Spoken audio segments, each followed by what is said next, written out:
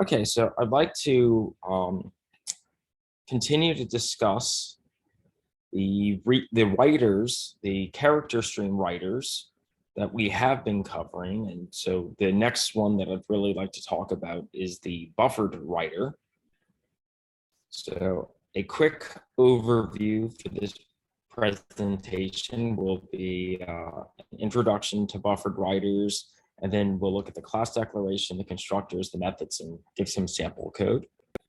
So in terms of a quick introduction, the buffered writer in Java is a writer. So that buffers the stream of characters before writing them to an underlining output stream. It adds the buffering capability to the underlining output character stream so that there's no need to access the underlining file system for each read and write operation. So when a program writes to a buffered writer, the text is stored inside the buffer. And so when the buffer is filled up or explicitly flushed, the text is moved to the underlying output stream, and that makes the writes much faster and improves your performance. So whenever you're doing any kind of reading or writing, whether it's a byte stream or whether it's a character stream, you should always consider using either the buffered reader, the buffered writer, or the output stream, the output stream and input stream variants of the buffered for byte streams as well. So just taking a quick look at the buffered writer class declaration. So buffered writer is a concrete class, and it's a subclass of writer. And so writer itself as a class extends object. And so it also implements the closable, the flushable, the appendable, and the auto-closable interfaces. Pretty much all the same interfaces we've seen the other writers implement off of. So our basic general syntax to declare a buffered writer, if we were to write out this code ourselves, would be a public class buffered writer, and then it extends the writer class, kind of that abstract class of all writers, and then it also implements these four interfaces to gain membership into them. So closable, flushable, appendable, and auto-closable. Oops, what's going on here? And then when, no. Here, perfect. And so when the buffered writer class was added in Java 1.1 version, it's defined inside of java.io, the same package we've been looking at for the most part under buffered writer. Okay, so the buffered writer class has two constructors in Java that allow passing a writer. So we have the first constructor here where we have to pass in some pre-existing writer, right? And this is similar with all the other buffered reader, the buffered input stream and buffered output stream, right? Like we're adding functionality to an underlining writer already. So the constructor would then create a buffered writer object that wraps around a pre-existing character output stream that's specified here in the constructor. And so it's going to use this initial buffered writer will have a default buffer size, since all we're doing is passing in a writer.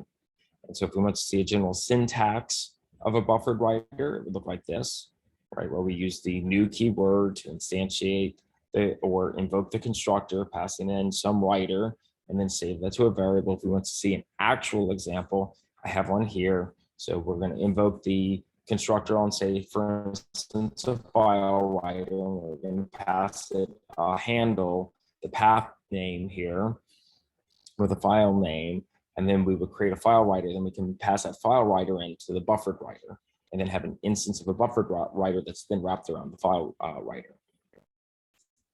And again, the reason why we'd want to do that is to improve our performance. The second constructor that we have is the ability to not only pass in as the first parameter a writer instance, but also as a second parameter pass in a size. And so that allows us to specify the size of the buffer.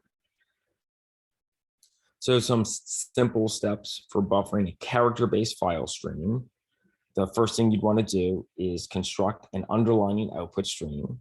So in our prior example, it was file writer. Then we'd want to wrap the file stream in the appropriate buffered writer using the buffered writer class. Then we perform all of our IO operations on the buffered writer And finally, when we're done performing any IO operations we want to do, we can then close the buffered output stream, and it in turn closes its underlying writer stream underneath it.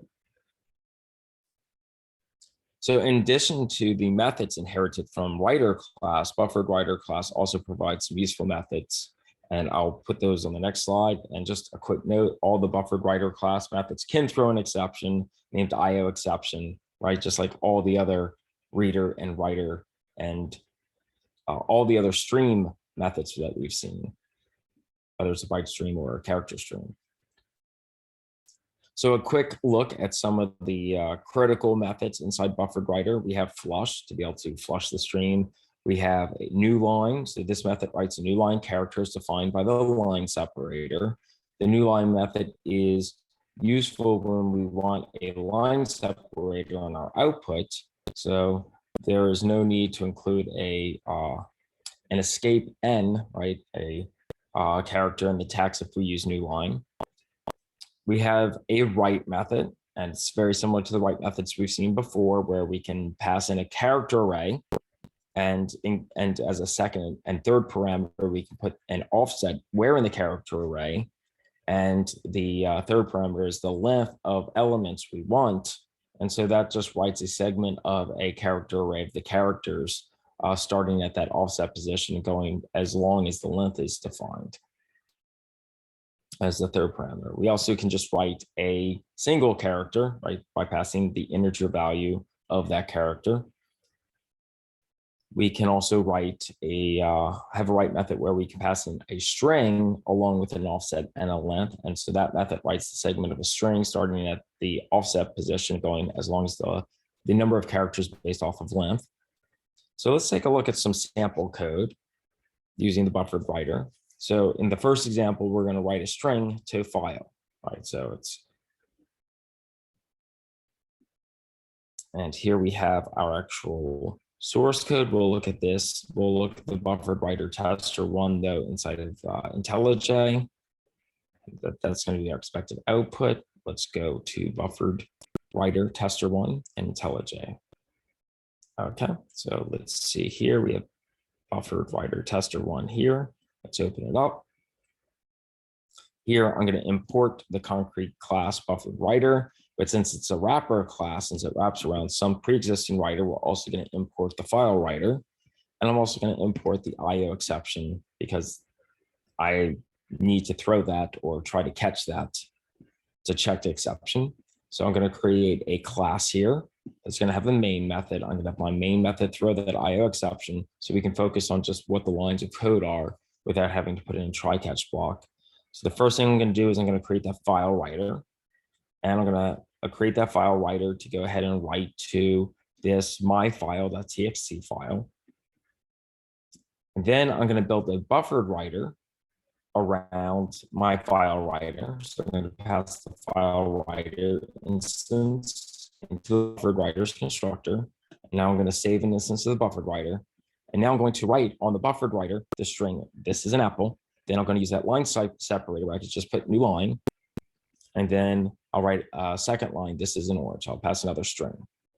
And then I'll close my BufferedWriter. And if this executes appropriately without throwing an exception, I'll go ahead and print to the console file written successfully. So let's run this.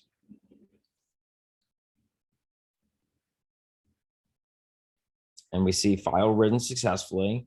And so now if I go to myfile.txt, we can see that our output is this is an apple and this is an orange. Excellent.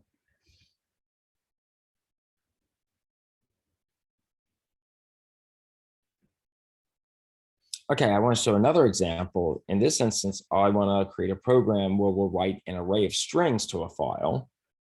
So again, we have our source code here on these slides, as well as the output. But what I'm going to do is go to IntelliJ, and what we're going to do here, find BufferedWriter tester 2.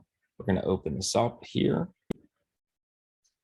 And I'm going to import the same things as the prior example. So I'm going to import BufferedWriter.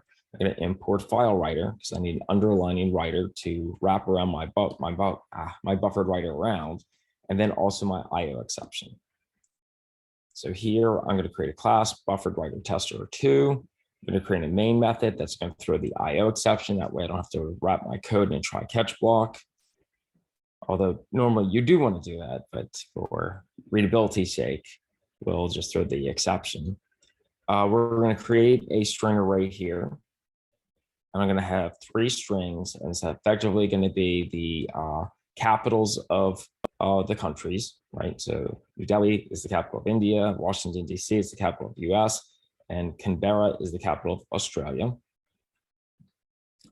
Then I'm going to go ahead and create my file writer, a new file writer that's going to go ahead and write to the myfile.txt path.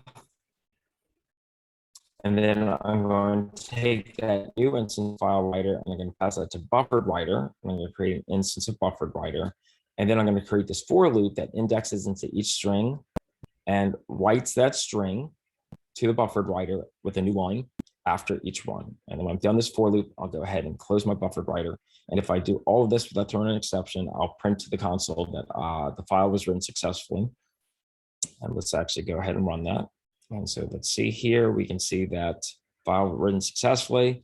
If I go to myfile.txt, we can now see that what's written in there is the contents of the string array, a string at a time.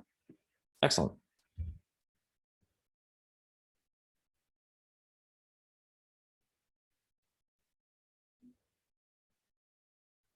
And that's it. That's just what I wanted to cover in terms of the BufferedWriter.